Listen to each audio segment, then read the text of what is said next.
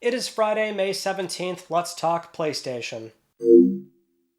Welcome back, everyone, to another hodgepodge episode of LTPS. It's been a very busy week. There's a lot going on, so let's begin, as always, with a very brief reminder for the PS Plus Essential May lineup. Make sure you claim your games before they go away, and more importantly, this coming Tuesday on the 21st, PS Plus Extra and Premium, that lineup is going live on PSN as well, and we have 13 games total. PS Plus Extra, the headline title here, undeniably, is Red Dead Redemption 2. That's a big marquee Rockstar title. If you have not played that just yet, then this is your golden opportunity, and that's really the best thing about it. So elsewhere on the list, nothing too exciting. If you're into simulation games, then The Sims 4 City Living, Crime Boss Rockay City was not received very well, but if you're curious, then you might want to at least download and check that out for the time being. Really, I would recommend strongly for Cat Quest 1 and 2. Those are very fun, cute, adorable games. Played them during 30 Platinums Part 2 and 3, and they really are so fun, mindless, easy platinum, 6-8 hours each. They're really great podcast games too, so you can turn your head off and just sort of buzz around in that game. So really fun. I suggest at least trying those out. But going into PS Plus Premium, we have 3 PS1 emulated titles: 2 Extreme, G Police, and Worms Pinball. So nothing too crazy there either, but at least they're 3 emulated titles, and that is going to segue nicely into our first news story, which is something we already covered yesterday in a separate upload. It was more of a breaking news story, but it's a matter of we finally have probably new PS2 games finally coming back to PlayStation 4 and 5 under the new PS Plus program, the new emulation engine that the company Implicit Conversions uses to bring back most of these games. This is the company that Sony contracts out for pretty much all the PS Plus premium games so far under this new program. And if you remember, I had mentioned before, we're going to see PS2 games finally come back probably under this new emulator where it has the save states, rewinds, presets, and it seems like that is happening very soon. In fact, it's probably coming next month, where the release listing for this game on the PSN backend, that being Star Wars Clone Wars, it's a 6th gen game only on PS2, Xbox, GameCube, no PSP version, so it is the PS2 one. It's coming June 11th. That's the store listing release date, so it's not live on PSN, but we can see this. The store metadata also tells us that it very much is the PS2 game being re-released on PS4, PS5 with all those emulator features. So again, save states, rewinds, video presets. You can watch the news story from yesterday where there's some caveats to the news about PS2 games finally coming back. I wouldn't get too excited, but there are some things we can look forward to, and at least we can say the gates are now reopened for PS2 games coming back on PS4 and now also PS5. Moving on to our next news story, Ghost of Tsushima Director's Cut on PC came out yesterday. A few days prior, we actually saw on PSN the server side change, went live on PS5 to where on your trophy list there's now a PC tag next to the PS5 label, because this game is going to share a trophy list. It's the first PC game that can actually share a trophy list with a PlayStation 5 game, so kind of like the same labels for if a game is shared across PS3, 4, or Vita, which is pretty noteworthy. But what we can also mention is that, right after LTPS last week, where we talked about the whole delisting restriction countries thing with Helldivers 2 and how that is probably not going to be the same case for Ghost of Tsushima, well, it actually is. Right after a few hours, the same thing happened with Tsushima, delisted in 177 countries, really 180, because I guess there were 3 countries that were just completely forgotten on Sony's side, so 180 total. Then those 3 countries were also applied as a buying restriction for Helldivers 2 on Steam. Steam was also giving out refunds, and we do know for a fact it was Sony, so I know some were maybe in doubt that this was either a publisher decision or it was Steam, but it is indeed Sony that's making the conscious decision to restrict access to the game. I'm a little bit confused as to why really both games can't be sold anymore. Maybe it's more of a liability thing with Sony, just more of a CYA situation, cover your ass, not be liable for any sort of complaints or maybe some kind of consumer lawsuit, who knows. And obviously you want to have a good relationship with Steam, so it seems like that's what they're trying to do. But I don't know, I really thought this was going to be okay at a certain point when you consider that Helldivers 2, it's now completely optional. You don't need PSN at all. And then Tsushima, there's still paid content to enjoy, even though you need it for Legends. But yeah, it seems like maybe it's more a pure liability thing. That way you don't risk any refunds, lawsuits, getting on Steam's bad side. I don't really know. But I think that still speaks volumes as to, again, how much of a oversight this was on Sony's part to sell PC games, a very global storefront like Steam, and PSN is not available in all countries, but you want a PSN requirement for these games. So I really don't know what the thought process was. So now it's a matter of if Sony's going to, go down this path of maybe changing terms of service or actually rolling out in all countries, which I think is probably not going to happen, or just kind of sweeping this under the rug and always making these PC games not available in these countries. Who knows? We'll see. We'll keep following the story and see what develops, but for now, that's what's going on. Next up, we have a number of game rumors to go over from this past week, so let's start off with this one, which is Sucker Punch adjacent, and that would be the possibility of a new Sly Cooper game coming from Sucker Punch, which this one was already debunked right away, so this is more of a news story about letting you all know in case you saw headlines but not the resolution. So what happened here was Giant Bomb's Jeff Grubb was speaking during a Game Mess episode, and he was speculating, more so hoping that a new Sly Cooper game was coming because Tsushima 2 is taking a while to release, which, in fairness, Jeff mentioned, one, don't make this a headline. If you're watching this, he knows people are watching him, and sometimes they'll write news stories based on what he said. So not only did he say that, but also he kind of didn't do himself any favors by saying that if there's smoke, there's fire, so implying that there is smoke, and I'm not entirely sure what he's referring to because there really is no smoke surrounding this developer. But some people on Twitter were still taking that as gospel because, of course, they did. So they were running with it as a credible rumor, and then Jason Schreier, writing for Bloomberg, simply, quote, retweeted this, and they claimed that the rumor was false, that Sucker Punch is a one-project studio, and that's basically where we're at. So again, not really a rumor, it's more a PSA for those that might have seen this, but that is the truth. I mean, Sucker Punch, as far as I know, is a one-project studio. They're primarily doing just that, certain aspects of it, right, a single player and a multiplayer portion as well, but that's pretty much what they're doing. They're a moderately sized big studio, but they're not massive by any stretch. Some like to reference how, it was maybe, a year and a half, 2 years ago, where they did, on their blog, confirm that Sucker Punch is not working on Sly Cooper. Nobody is. They're kind of putting that rumor to rest because that was a rumor at the time as well, so it keeps coming up. So some like to say that, hey, that was 2 years ago, maybe they're doing it now, but as far as we know, there is no movement on this IP whatsoever, and especially because SIE and their separate studios don't normally comment on rumors like that, so yeah, there's just nothing going on. Trust me, I would love that, but we can't say that's happening right now.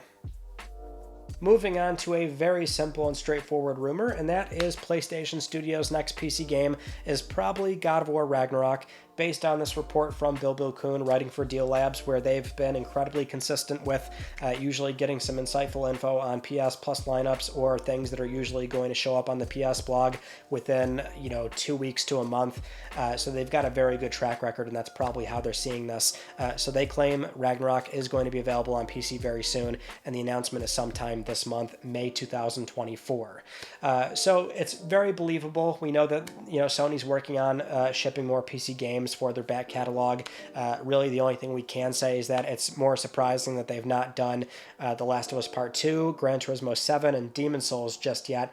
But also, I would actually argue that this might not be a showcase announcement. I'm at least inclined to say that because, as far as I can remember, I don't think we've had a PC announcement at, definitely PlayStation showcases, but also even State of Plays. I can't remember exactly, but I believe we've only seen them primarily show up if it gets some kind of formal, stage reveal. That's normally for a Jeff Keighley Summer Games Fest or something like that. So I'm inclined to say this actually will show up in June instead, or it will simply be on its own on the PS blog, completely separate of the showcase.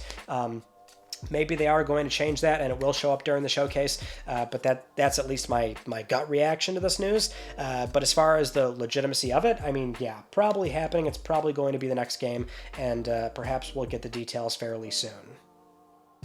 Now, getting into a rumor that I don't think really many people saw coming, and that would be some kind of PlayStation LEGO collaboration for a game, not just a set, and that game would be LEGO Horizon. So this rumor initially began on X from the user Kurakasis, where they said Sony is preparing some kind of collaboration with LEGO for one of their well-known IP. At the time, we didn't know exactly what that meant. Then Tom Henderson shared a link to the story from the Gaming Leaks and Rumors subreddit saying an announcement is on the horizon. So then we thought, okay, Horizon, but we still don't know if that's a set or a game, especially because Horizon already had a set. And now Tom just straight up wrote a story on Insider Gaming giving us details on what this actually is, which it is apparently a game called LEGO Horizon Adventures. Now, speaking with sources, the game is described as Horizon Forbidden West, but LEGO with realistic graphics, whatever that means for a LEGO game. But a trailer for the game was made last month, citing Tom's report, and Kurakasis had discovered the trademark initially, so the assumption here is that this will get announced very soon, probably at the showcase. So with that in mind, this would have been a very, out of nowhere left field announcement, and I am very conflicted, because now we're getting to a point where, and I know some already think this, but it's a matter of like, okay, this is a lot of Horizon. I love the franchise a lot. I love the characters, world, everything about it. I think it's very adaptable. That's why I think it's totally appropriate to do more Horizon beyond just, Horizon 3. But we've got that, the assumed Zero Dawn remake, and then the NCSoft MMO, the in-house multiplayer game from Guerrilla, and then this now. So it's a lot, but it is a very adaptable property. It's a new IP, which, Sony established it in 2017, a very risky thing. So it's a matter of not having to establish another Horizon that can do 20 million units, because that's what this franchise did, right? So I know it's an immediate eye roll with this franchise, but it's a very big one. A lot of people do genuinely enjoy it, so there's that. It's going to coincide with the TV show and all these releases that they have planned over the coming years now at this point. So it's a lot. I just don't want them to do so much to where, maybe it does kind of sour the general audience, not just like the core audience that people tend to, act like this franchise is not huge. But I don't want it to sour the vast majority of people that are usually buying and engaging with this kind of game. But with that in mind, right, it's also a matter of like, well, you don't buy and play everything. Nobody's making you do that, right? So like for me personally, it's like, I wasn't really going to probably do the multiplayer stuff, right? Like the NCSoft MMO, probably not for me. Same for the standard in-house multiplayer one, where it's like, I'll check it out, but I don't expect I'm going to fall in love with that. So like a Zero Dawn remake, I mean, yeah, I'd probably replay the game that way or something, but it's like, out of all the Horizon stuff, I guess I was only going to play maybe the remake and 3, but like this, the idea of this actually sounds genuinely amazing. So I think it's awesome. I'm like, oh, totally, I'm on board. Horizon LEGO, I think that's awesome. So that's kind of where I am with this. It's like, there's two sides to the coin, but there's also the matter of like, so I was wondering who's making this game? Because, well, initially I'm like, okay, so this probably happened from Michael Denny. He used to be the SVP at SIE. Then he went over to TT Games. They primarily do the LEGO stuff. And so that's probably how the relationship was fostered and how this IP and this idea even came to be to begin with. But I'm not convinced it's actually at TT Games in development, because we also have that rumor, that leak list from a while ago with SIE titles, PS Studio second-party games, where Sumo has this Project Carbon open world game. And so it's like, maybe it's there, because we do know that LEGO games can be made outside of TT Games now. So I'm curious as to who's making the game, and I feel like it might actually be Sumo and not necessarily TT Games. But, whatever the case is, I guess we'll see it soon. And yeah, just didn't think this was going to be a thing. I've also seen the response of like, well, with LEGO, I mean, that's fine, but why not do a different PlayStation IP? Why not Uncharted or God of War or, whatever the case is? But it seems like LEGO is... well, at least for Horizon, again, it's like very adaptable. I think it lends itself quite nicely to that sort of framework. But that, and like, I'm not a LEGO expert. I don't know the company that well. but at least from their point of view, they're also probably very picky in terms of what kind of IP is going to get the Lego treatment. So they do like to teeter on the edge of like being family friendly. So I mean, there are certain PlayStation IP, like God of War was probably not going to happen, but Horizon, yeah, I can see that being the case. I mean, it already got a Lego set, so yeah, I guess we'll find out what this is very soon. Now we've got another rumor that is more or less confirming what we already know, and that is that we've seen a bunch of former Deviation staff work at SIE, working on what we assume is a new IP under Jason Blundell, who was a co-founder of Deviation Games, and he left right before Deviation then eventually closed down. And so the rumor here, which is it even a rumor when we can see in clear broad daylight over on LinkedIn, the former technical director at Deviation Games, they made this post where they're putting it all out there, where they say they've heard about former Deviation staff setting up their own studio at Sony, working on an undisclosed IP, which I think it was noticed that more and more Deviation staff, former staff, are taking on roles at SIE. So it really does seem like we're getting a better picture of probably what happened. I don't remember if it was the same person, but somebody also on LinkedIn again put out this like huge post about how like Dave Anthony was lining his pockets throughout most of 2024 and he was barely there, and a lot of the senior staff at Deviation just weren't really, doing what needed to be done, and it was a revolving door studio, and so it seemed clear as to where that sinking ship was going. So with that in mind, it probably adds more context to the idea of that maybe there was like a civil war at Deviation and Jason wanted to take this idea and this property or whatever they were trying to make and just took it over to SIE, and SIE was completely on board because they backed out of the Deviation deal and gave Jason the funding and all the support to poach those employees and get this game off the ground. So yeah, not really a rumor, but I guess we'll have to play the waiting game because whatever this is probably very far away. But good to see at least that whatever this Deviation title was going to be is probably living on internally now at SIE. Now, moving on to some more big news that broke out on, this would have been Monday, and it was something where we discussed it right away as a separate upload for a breaking news story. But it's a matter of new CEOs finally appointed at SIE.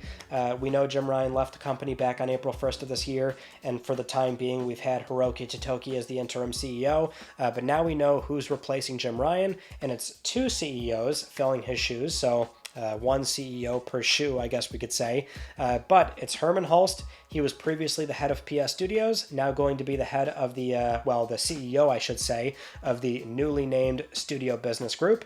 And then Hideaki Nishino, previously the SVP of Platform Experiences, now going to be the CEO of the Platform Business Group. And they're both going to be CEOs effective June 1st. As a two CEO setup, it was, kind of a surprising announcement, but two very big names that make sense. And so a lot of what I said on Monday, more or less now that I've been able to sit on it, I still feel pretty strongly about this being generally a good thing. Not much has changed there. I will say, if anything, I think this really was, I feel more strongly that, yes, this was probably a good decision and this is the way to go. Because remember, too, Jim Ryan complained a lot about this publicly, but it was a matter of, the one thing he didn't like about that job was the traveling. Having to go from Sony corporate in Japan, then fly out to SI headquarters in California, then back to Europe where you live, then you got to fly out again, being away from your family, then let's say you are home, you still have to coordinate and do meetings with all these different time zones. So probably was a huge pain for him over the time that he was the CEO at SIE. So maybe that was some feedback that the organization took to heart, and this is how they're doing it now, where Nishino-san can be in Japan, and then Herman can travel between the US and Europe and covering most of the first-party studios, since that's primarily what he's doing anyway. But again, also leaning into specialties, so he's primarily doing first-party teams, and that's what he was doing. Same for Nishino. And I will really emphasize this too from the Monday discussion, but they were both primarily doing this, so not much is really going to change outside of the company just being a bit more lean with their decisions. And that also means we can get a much better idea of exactly what Herman is planning on doing long-term for PlayStation Studios, because games, they take so long to make, it's very hard to sometimes attribute certain projects and certain company ideas and roadmaps to one particular leader, when sometimes they only have the job for, let's say, 5 years or so, maybe a little bit longer. But even then, it's a matter of by the time they get the job, there are certain things already in motion. So we can at least dial back to Herman Hulst having the position of head of PS Studios back to 2019, and now he'll be leading it even further. Same for Nishino-san as well. So yeah, I think I'm just more convinced that this was generally a good idea and the way to go, but now we'll see what happens for the years to come with the PlayStation business. Now let's get into some Sony financials, because we have a lot to go over. We're covering not just Sony's Q4 23 financial report, but this also closes out their entire fiscal year. So we have a lot of data on PS5, PS Plus, game sales, company plans, forecasts. So let's dive right in. First off with PS5 sales during Q4, which would run from January 1st this year up to March 31st, and that totaled 4.5 million units. Now, for the full fiscal year, they actually sold 20.8 million units, which, if you remember, Sony initially had a forecast of a very ambitious forecast of 25 million. Then that was revised down to 21, so they actually came in just under their revised forecast. But this would now bring PS5's worldwide total to 59.2 million units. Launch aligned to PS4, it's about 800,000 consoles behind, because PS4 in the same time frame was at 60 even. But big software news here. Helldivers 2 has far exceeded expectations. Total sales across PS5 and PC in the first 12 months reached 12 million copies, making this the fastest selling PlayStation Studios game ever. Monthly active users on PSN was 118 million for Q4, so that's up year on year, where it was 108 million, but slightly down from the last quarter peak of 123. And as for earnings, sales are up 17% year on year, and operating income is up 16% year on year as well, mainly due to a positive impact of exchange rates and an increase in sales of non-first party titles and add-on content. For the fiscal year 24 forecast, they're expecting a 2% decrease in sales as a result of lower hardware sales, but a 7% increase in operating income due to a decrease in hardware losses due to lower sales, and an increase in network services driven primarily by PlayStation Plus. Also notable is a decrease noted for a decrease in first-party titles, which, as they've said before, this fiscal year has no planned major sequels to established IP. PS5 sales forecast for fiscal year 24 is approximately 18 million consoles. Sony does acknowledge that going into the back half of the PS5 cycle, this now means a steady decline in PS5 console sales, consistent with console cycles, but also with controlling business costs and increasing total active users and user engagement. They maintain that they will see a steady increase in sales and profits, which a big part of that is first-party software. They mention that they're aiming to grow sales here and to achieve record profits in the segment during their fifth mid-range plan. You can see in this chart, you've got fiscal year 20 and 21 with that stay-at-home peak, and then fiscal year 22 and 23 had a lot of merger and acquisition related expenses that brought operating income down a bit, but it will gradually go back up and exceed it by fiscal year 25 and 26. So the company is pretty much looking very healthy. A few things to point out, obviously, Helldivers 2 doing extremely well. We all expected, based on peak player counts on Steam, that it was doing really, really well. I don't think anybody involved really expected this game to blow up the way that it did.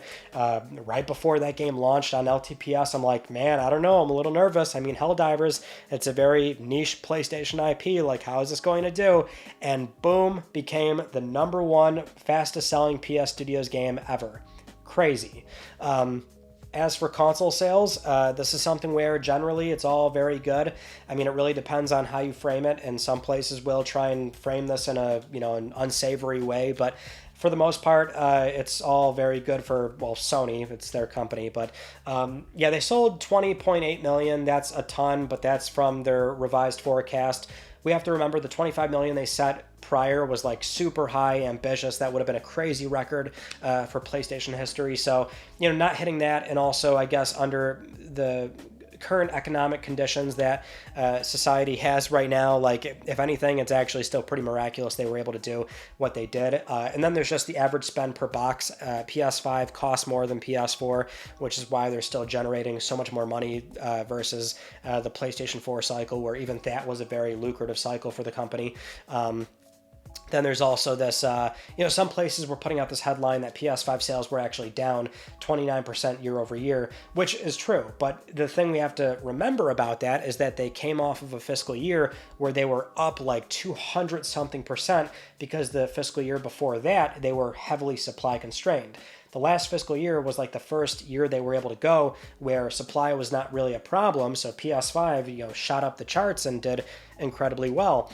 So to go down from that, not necessarily a bad thing when you have to, when you look at percentages, that it's always important to understand what you're coming off of or what kind of initial number you're working from. So the other part of this news story is that on the Microsoft side of things, they're down 30% year over year. But the reason why that is so much worse is because the prior fiscal year was down 30%. So they're down another 30 from that original 30. Like, that's awful, right? That's really bad. If anything, that sheds more light on Microsoft's, the parent company's approach to now doing more multi-platform stuff, because the number being thrown out for Microsoft's recent Q4 is that they moved like 800,000 Series S and X versus Sony's 4.5 million, which is, kind of alarming for one company, right? But even more context would be PS4's best Q4 ever. I think they only sold like 3 million consoles or something. So PS5 in a way is still able to break certain records in comparison to PS4, which was in many ways this huge runaway success in ways that the company had not seen before. So generally across the board, yeah, PS5 is still doing very well and making a ton of money. But what we can also say is, so yes, fiscal year 25 and 26, the company's still planning to really break records that are even past peak COVID levels. And that kind of goes into first-party software. Like, this is very much the time where that will be when some heavy hitters are launching. So while it is going to be a bit of a, and I don't want to say completely dry, right? We are going to have things ship right up until March 2025. It's just no big major planned sequels that are sort of these safe names and safe IP that Sony expects to move 10 plus million units. But even in that sense, we could have a surprise. Something could come out of left field and really be a runaway success. What we can also mention going into our next news story as a part of this presentation is that Sony confirms Concord is still coming out this year. Concord, the Firewalk first-person shooter PvP that I'm surprised we have not gotten a new trailer just yet, but obviously this would be something where we're so close to the PlayStation Showcase, it's almost a complete certainty that is going to be there, because that needs a proper reveal. The only thing we have is that CG trailer, to where you kind of have to think like, okay, is this game maybe not going to show up on time? But we now have a very recent commitment that it is launching this year, and conservatively, the company is probably expecting it's not going to be a Helldivers 2, but you never know. We have to see what this game is going to be. So with that in mind, Concord is also probably going to get a debut very soon. Now going back to the whole Microsoft thing and how they're in very much a dire situation, which explains their U-turn and shipping on their competitors. Well, we can also mention that this new report came out from Jez Corden writing for Windows Central. It was more of a report/opinion piece, but he does reaffirm that more Xbox games are in development for PlayStation. He says that, citing sources, that the plan internally is codenamed Latitude, and that this is still causing some debate and unease within Microsoft on if this is even a good idea or not, which, certainly that is happening. I'm sure there's a lot of internal debates and unrest going on within Xbox. Again, I keep labeling it a civil war because I don't see how it's not this. I just can't imagine that Team Xbox wanted the byproduct of all these acquisitions to eventually be, okay, well, we'll just start shipping everywhere, and even Xbox Game Studio titles, and that's clearly not what they wanted. But at a certain point, 30% down from 30% down. And I think the series consoles are actually awesome. I love them a lot, genuinely. I think they're much better than Xbox One, but that console was still able to ship, in the neighborhood of like 50 something million. So it's just, Gosh, it's definitely, I would love to be a fly on the wall at Microsoft and hear some of these conversations and get more insight on the methodology behind, how this came to be. I mean, I guess we all know, but to sort of get an on the ground level of what's going on there would be fascinating. Now, another highly relevant financial report that came out is Square Enix, where, if you remember, anytime we talk about sales for 16 or Rebirth, it's like, we can speculate, sure, but I cannot wait to see what Square says during their financial earnings and what do they tell shareholders. That will give us a much better idea of exactly what they feel about these games, and now we know. So first off, their profit is down nearly 70% year over year, mostly due to declining MMO and mobile revenue, but their HD game segment, which would include games like Final Fantasy 16 and Rebirth, the Pixel Remaster, Dragon Quest, that's where they did see an increase in revenue, but the issue here was higher operating losses due to increased development cost. So now they're citing low profitability in that segment, which is what led to the very big headlines from this past week, and that's where Square confirmed in this report that they're going to, quote, aggressively pursue a multi-platform strategy that includes Nintendo platforms, PlayStation, Xbox, and PCs. More directly, though, Square's president did comment on the sales performance of 16 and Rebirth, and basically 16 did okay at launch, but then it slowed down too much and then missed sales targets. And then Rebirth, while it didn't do bad, it did come in under expectations, and Foam Stars did as well, which is probably not a surprise to anyone, but that goes into the company's recent restructuring. So there's more layoffs already taking place across the US and European divisions of Square.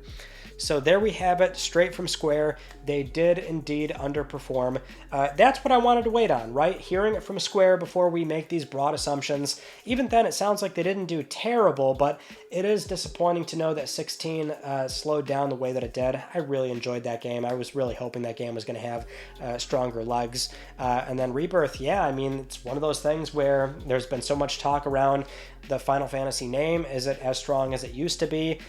Is multi-platform really going to be the answer? Because, you have to bear in mind, there's just a lot of discussion surrounding the IP in general, if it is strong enough. Also, the direction they took the Rebirth story. So, there's a lot of talk going on there. I still find that, like, they're taking risks. They're trying different things. It seems like it's just not really landing. And this kind of goes into the running joke around Square in general, and that's like, they can ship games that do sell millions of units, and somehow these games never end up meeting their expectations. Because the thing is, even for 16 and Rebirth, it's like any sort of console exclusive game that can sell, a few million units and show up on the sales charts. I mean, that's good in this industry. It's definitely good, but for them, obviously, it's just not making ends meet. So now with them openly saying that, we'll do a complete multi-platform strategy, they've been primarily multi-platform, but the thing is, Square is one of those publishers where they do humor exclusivity agreements, and those always are the situation of, whoever's paying you, there has to be enough there to where it's offsetting the potential losses on other platforms. So it does sound like Square maybe was not getting a big enough bill, or the games just standalone were not doing far and above what they were hoping they would do. So it really depends on how they're trying to pencil this stuff out. But these games would end up doing better if they were available on PC. And let's say also the next Switch console, whatever that ends up looking like. But I would be curious to know exactly what is locked down with Final Fantasy overall, because we still don't necessarily know what agreement did take place for originally Remake, which was then clearly amended because we knew it did have an exclusivity expiration date for other consoles, and that it didn't go anywhere, right? The game is not on Xbox. And so that could be the same for Rebirth. Maybe Sony locked the game down even further, or they locked down the entire trilogy, so we can't say for certain that the Final Fantasy franchise will, in the foreseeable future, ship on other platforms. Maybe it's something where they have to eventually start working on straight up 17 or a completely different remake or remaster, and there's a lot of rumors going on there. So I'm sure there's these new starting points where they can ship on other platforms. But it seems like they might be okay with walking away from PlayStation exclusivity for now, which in this environment, can't say I blame them. But if Sony really wanted to lock these games down, they're probably going to have to foot a bigger bill. Next up, it looks like Sony's incubation program, the India Hero Project, is going well because, well, not only do we have 5 games that were approved initially, but they're doing another wave already. So they're opening up applications again. So if you're in India, either a small one-man show developer, or maybe you're a larger team, but if you want to start shipping on PlayStation, you can start submitting your pitch, budget, and a demo by July 31st. And that's great to see because we already saw 5 games submitted and approved, that being Fishbowl, Mukti, Requital Gates of Blood, Surrey, The Seventh Note, and also Meteora, The Race Against Space-Time. Fishbowl has a demo right now on PSN, by the way, so you can go download that and check it out. But yeah, love these incubation programs. We know China Hero has had 3 waves now, 4, I can't remember exactly, but India Hero Project already getting a second wave. Love to see that. Moving on to The Last of Us HBO Season 2, where HBO themselves have shared some stills of the show. So we've got 2 very little brief but cool photos to see of Pedro Pascal and Bella Ramsey portraying their characters. For Joel, it looks like we can see what scene that is. And then for Bella, she still looks like Bella. Like, there's no sort of noticeable age gap from like the Ellie in the game from part 1 to part 2. She still pretty much looks the same. And I think they already confirmed like they're not going to do this huge sort of time jump because they kind of can't do that anyway.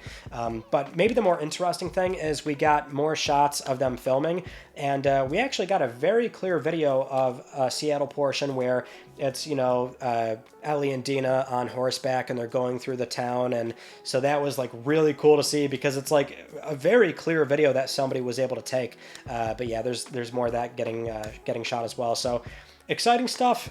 Still going to be a while to see it, but at least I guess HBO is being more forthcoming with officially showing stuff off. We'll certainly get some sneak peeks here and there before the show debuts in 2025. Next up, let's talk about Jeff Keighley's Summer Games Fest very quickly because we can mention, unsurprisingly, that PlayStation is confirmed to be a partner this year. Jeff put out this image on Twitter where you can see all the partners that they have lined up this year. There is more to be announced, but we can already see in this one that PlayStation's on there. Yeah, Sony shows up every year. It's more a matter of exactly how much are they going to bring. Sometimes it's only 1 or 2 trailers. Sometimes they bring in so much that it's like, wow, you could have done this for your own state of play or something. So for this year, I mean, if I had to guess right now, it's like, well, going back to earlier, it's like, well, normally they do PC announcements for this, so maybe Ragnarok would show up there, or maybe something else, maybe GT7 or Demon Souls, who knows. But that, and also, like, typically Hideo Kojima, Death Stranding 2, if there is going to be something there, then maybe it would be that, although it could be the other project as well. So, yeah, either way, PlayStation is confirmed to be there, and we've got, like, 2 showcase type things coming fairly soon.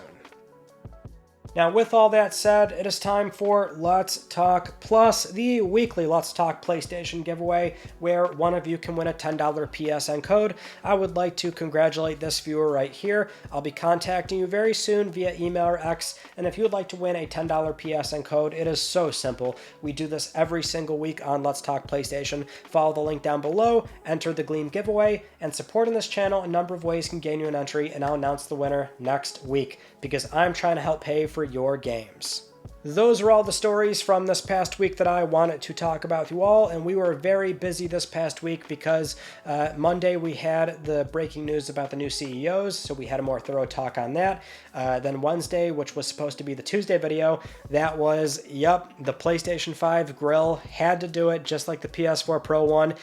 We don't get to do things like that too often, so it's always fun to mess around and do something just completely dumb like that. That console actually cleaned up quite nicely after that cooking session. Looks pretty good, I have to say, but yeah, you can go check that out. And then yesterday was the breaking news about the new PS2 games finally coming, so you can get more details on what's going on there, but otherwise that's it. So again, we're still on Showcase Watch.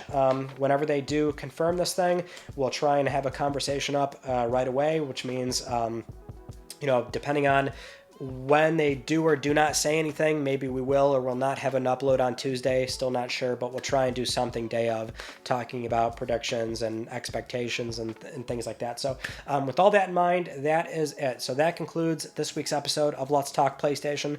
I'm Ryan Benecki. Thank you all so much for talking with me, and I will see you all next Friday.